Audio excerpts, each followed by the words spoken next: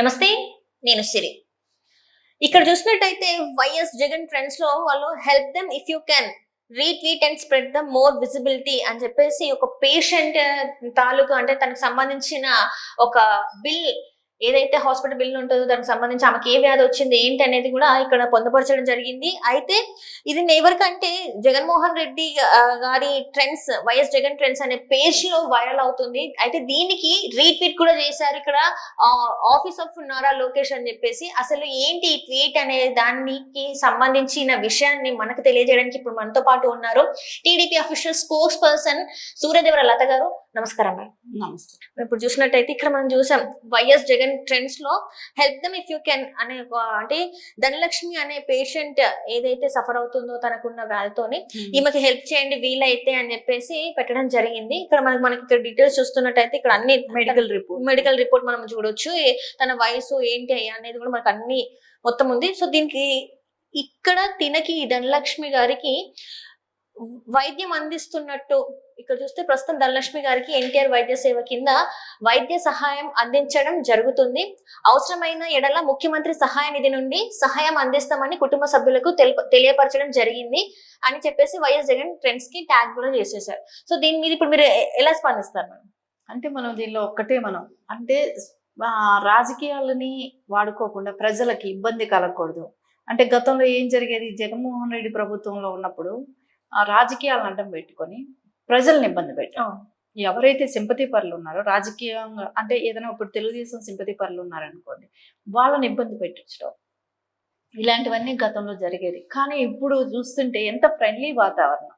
అంటే ఏంటంటే ఇప్పుడు ఏ పార్టీకి సంబంధించిన వ్యక్తులు కాదు, ఒక్క బాధపడుతున్న ప్రజలు ఎవరైతే ఉన్నారో, నీడీ పీపుల్ ఎవరైతే ఉన్నారో వాళ్ళకి సహాయం చేయాలి అనే ఉద్దేశంతో ఇప్పుడైతే ఖచ్చితంగా ఇది జరగటం చాలా, అంటే ధనలక్ష్మి గారికి ఇలాంటి ఇబ్బంది రావటం అనేది బాధాకరమైన విషయం. ఇంకొకటి, పార్టీలు ఇది పక్కన పెడితే ఈ ప్రజలకు ఎవరికైనా ఇబ్బంది ఉన్నా మేము ఆదుకుంటాం అనే ఉద్దేశంతో ఇప్పుడు లోకేష్ గారు ఇలా స్పందించటం కానివ్వండి, ఆవిడకి సీఎం రిలీఫ్ ఫండ్తో కూడా సహాయం చేస్తామని చెప్పటమే కానివ్వండి, వాళ్ళ కుటుంబ సభ్యులకి ఇంకా ఏదైనా అవసరాలు ఉంటే కూడా తెలియపరచమని చెప్పటం కానివ్వండి, ఇవన్నీ జరిగాయి. ఇక్కడ మనం ఒకటే ఆలోచించాలి, ఎవరికి ఏ ప్రాబ్లం ఉన్నా తెలుగుదేశం ప్రభుత్వం ఆదుకుంటుంది. మీరు ఆ పార్టీయా ఈ పార్టీ అనేది పక్కన పెడతాం. సో మనకి ఏం అవసరం ఉంది అనేది మీరు, అంటే ఇట్లాంటి హెల్త్ ప్రాబ్లమ్సే కానివ్వండి, ఎడ్యుకేషన్ పరంగా కానివ్వండి, రాజకీయమే. ఆ టర్మ్ వచ్చింది, అయిపోయింది, గతం గడిచిపోయింది. 6 నెలల క్రితం రాజకీయం కోసం మాట్లాడుకున్నారన్నీ అయ్యింది. కానీ ఇప్పుడు ఎవరికి ఏ అవసరాలు ఉన్నాయి, ఏమి ఇబ్బందులు ఉన్నాయి అనేది చూసుకొని తెలుగుదేశంలో ప్రభుత్వం, అంటే కూటమి ప్రభుత్వం అంతా కూడా ఆ విధంగా పనిచేయటమే కానివ్వండి, లోకేష్ గారు అది వెంటనే స్పందిస్తూ ఆయన ఎవరి అవసరాలు ఉన్నా తీర్చడానికి ముందుకు రావడం అనేది చాలా సంతోషకరమైన విషయం. ఇక్కడ అంటే ఇప్పటి వరకు కూడా ఏంటంటే వైసీపీ పార్టీ నేతల్ని హరాస్ చేస్తున్నారు, వాళ్ళని కావాలని కక్షపూరితంగా అరెస్ట్ చేస్తున్నారు, వైసీపీ కార్యకర్తలను ఇబ్బంది పెడుతున్నారు అని చెప్పేసి కొంత టాక్ నడుస్తుంది, బయట ప్రచారం జరుగుతుంది. ఇప్పుడు వీళ్ళకి మరి ఇది వాళ్ళు ఎలా రిసీవ్ చేసుకుంటారంటారు? ఎందుకంటే ఇక్కడ మనం చూస్తున్నట్టయితే ఇక్కడ ఎవరైతే ఉన్నారో ధనలక్ష్మి అనే ముసలావిడ, వీళ్ళు ఒకవేళ పెట్టారు అంటే ఈ పార్టీకి సంబంధించిన వాళ్ళేమని కొంతమంది అంటున్నారు. ఒకవేళ ఈ పార్టీకి సంబంధించిన వాళ్ళైనా కూడా పార్టీలకు అతీతంగా కూడా ప్రజలకు సేవను అందించడానికి ముందుకు వస్తున్నారని చెప్పేసి ఇది మనం అనుకోవచ్చా? ఈ పోస్ట్ ఇక్కడ ఒకటే, తప్పు ఎవరు చేసినా వదిలిపెట్టేది లేదు. అవసరాలు ఎవరికి ఉన్నాయో తీర్చాల్సిందే, బాధ్యతలు అనేది ఇక్కడ ఉన్నాయి. సో తప్పు చేసిన వాళ్ళని వదిలిపెడితే నెక్స్ట్ ఇంకోసారి తప్పు చేస్తాడు. సో అవసరం ఉన్న వాళ్ళకి, ఇప్పుడు ఆదుకోవాల్సిన టైం ఉన్న వాళ్ళకి ఖచ్చితంగా ఆదుకోవాలి. ఇక్కడ అదే ఒకటి వ్యత్యాసం ఇక్కడ కనపడుతుంది. జగన్మోహన్ రెడ్డి ప్రభుత్వంలో తప్పుల మీద తప్పులు చేసుకుంటా పోయారు. సో అందరినీ హింసించడం, ఆడవాళ్ళని మరీ ఎస్పెషల్లీ సోషల్ మీడియాలో ట్రోల్ చేయడమే కానివ్వండి, వాళ్ళని కొట్టడం కానివ్వండి, దాని తగ్గట్టు ఈ రోజున వాళ్ళు ఎదుర్కొంటున్న కేసులే కానివ్వండి, ఇవన్నీ గతంలో జరిగాయి. కానీ ఇక్కడ ఒక మహిళ ఈ రోజున ఈ రకంగా హెల్త్ ప్రాబ్లంతో ఇబ్బంది పడుతుంది. సో ఆమెను మనం సేవ్ చేయాలి, అది ఏ పార్టీ అయినా అవ్వచ్చు అని. తప్పు చేసిన వాళ్ళకి తప్పు శిక్షించాలి, శిక్ష పడుతుంది కూడా, పడాలి కూడా.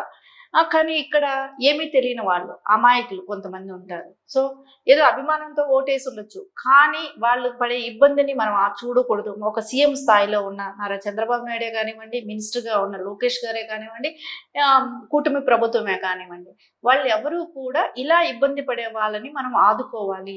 సో వాళ్ళ ఆ పార్టీ వాళ్ళకి ఇచ్చేసారని మనం ఎందుకు స్పందించాలనేది లేదు.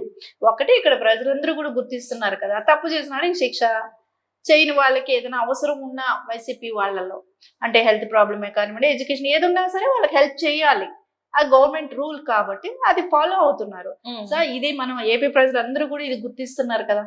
ఈవేళ రేపు జగన్ 5 ఏళ్ళు ఏం చేశాడు, అంతకుముందు నారా చంద్రబాబు నాయుడు గారు ఏం చేశారు, ఇప్పుడు ఏం చేస్తున్నారు, అందరి దృష్టి దీని మీదే ఉంటుంది. ఎందుకంటే ఒక రాక్షస పాలన చూసారు 5 ఏళ్ళు. అవును.